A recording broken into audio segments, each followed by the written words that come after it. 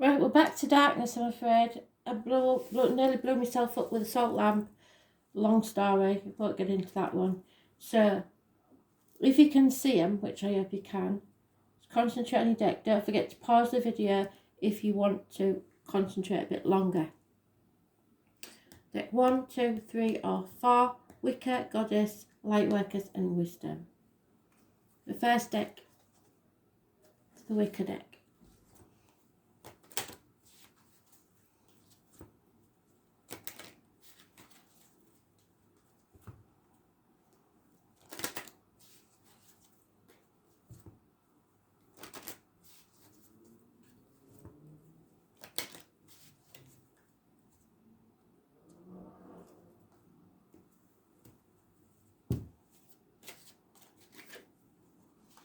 Easter. So Easter's going to be important.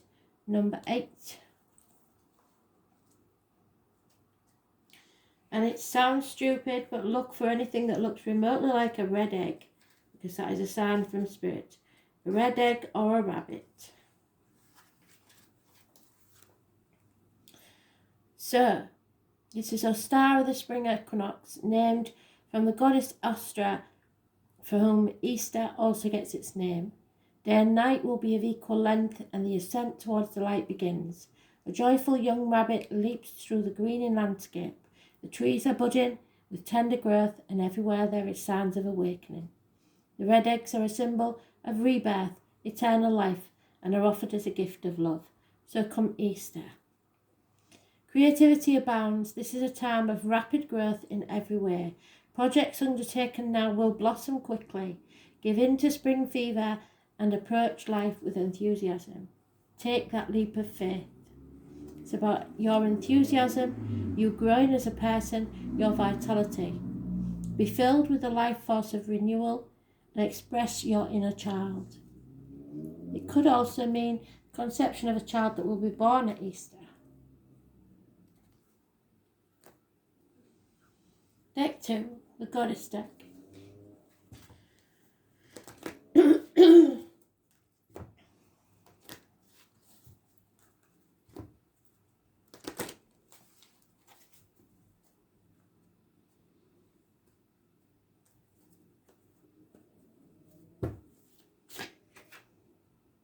Aphrodite was born a fully grown woman, old before her years. It's about your heart chakra that needs healing. Aphrodite is a beautiful Greek goddess of love. She represents love of all different levels. The most important aspect of love she represents is that of self-love. Love that is often misunderstood as selfishness or ego, yet it is very different. Self-love is at the core of our being and determines our personal value and self-worth. Aphrodite was born a fully grown woman, and she emerged from the shell in the sea on the island of Cyprus, though some of you may have a connection to Cyprus. The goddess of love had the ability to enchant men and women wherever she would go. Her very presence incited feelings of love and lust, and history depicted her as a prostitute or wanton woman. This she was not, so some of you may have been accused. Similarly, Aphrodite had many lovers, however she refused to be bound by limiting her love and sharing her love with others. She encouraged women to have many partners and to enjoy the pleasures of love and sex.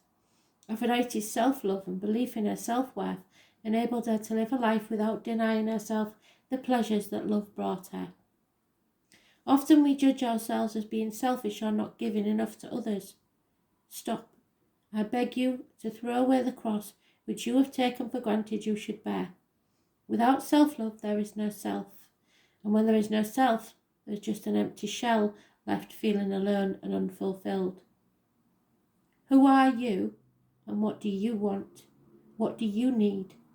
You are feeling quite lost right now, and no matter how hard to try to find your direction, it continues to elude you. We spend our lives making sure we meet the needs of our children and loved ones. Who's meeting your needs? Even if you have someone that loves and cares for you, still have to be responsible for yourself. What we need most in life is what we seek from others. Find what you're looking for within yourself. It may take some work to get it, but it's worth the journey. Close your eyes and meditate, and the direction will come. Loving yourself is the most sacred gift you can give to others. So put your boundaries in place and don't let people walk all over you.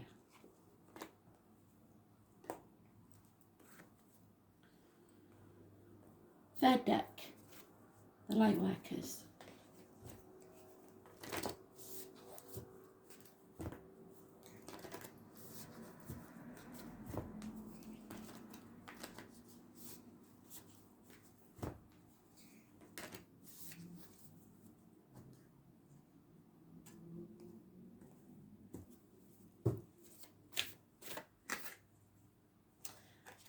Unbound.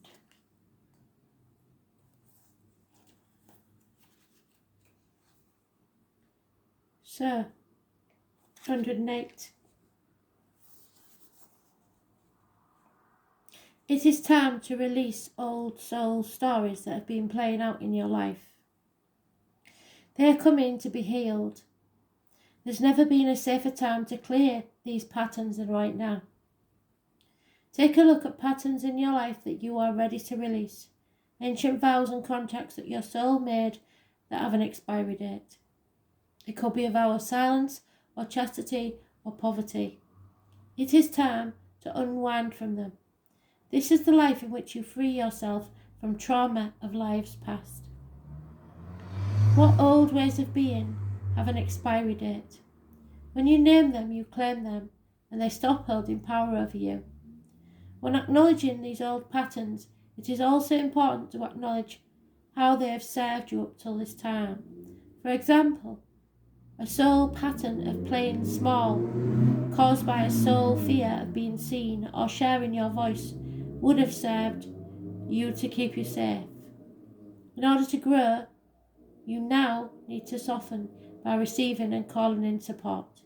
It is time to unbind from the old ways of being that are no longer sustainable. Hold the card on your heart and say, put your hand on your heart and look at the card. I release all old soul stories, vows, contracts and patterns that are no longer aligned with who I came here to be in the present time.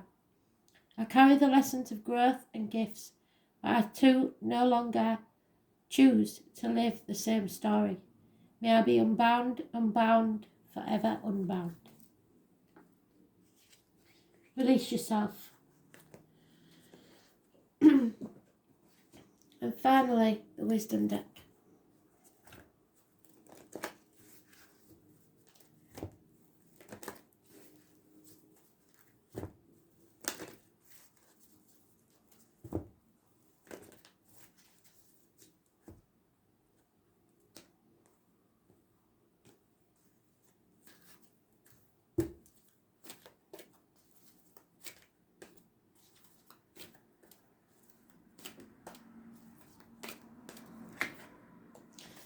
Yeah, there is the Dragon's Jewel. Now, I've spoken about this many times, but I'll say it again. If you have a decision to make, then you can chuck a penny up in the air. You don't even need a penny. You can do it an imaginary penny. Because as soon as you throw that coin in the air with a decision on both sides, you will be praying for it to land a certain way. When you do this, you've made your decision, because that's the one you should go with. So, dragons are those born 1988, also minus 12 February to February, which may be important to some.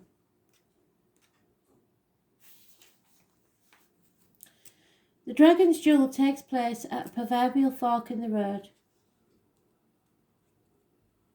It represents the tensions of opposites. Even though the truth is that we live in unity, we experience the duality of faith and doubt, love and fear, right and wrong, black and white. This aspect of your current experience asks you to accept that although you may be going one way, another may call to you to change direction. Now is the time to inquire whether it's your ego or your soul that leads you. There are always choices in life.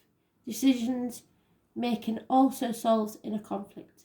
If you're torn between two dragons, the one that you choose to feed will be the one that wins. Which is it going to be? If it's not the one that serves your highest good, deliberately feed the other, and the jewel will be won in your favour. No matter how hard it is, once you make a decision and stick to it, things become so much easier. Thanks for listening.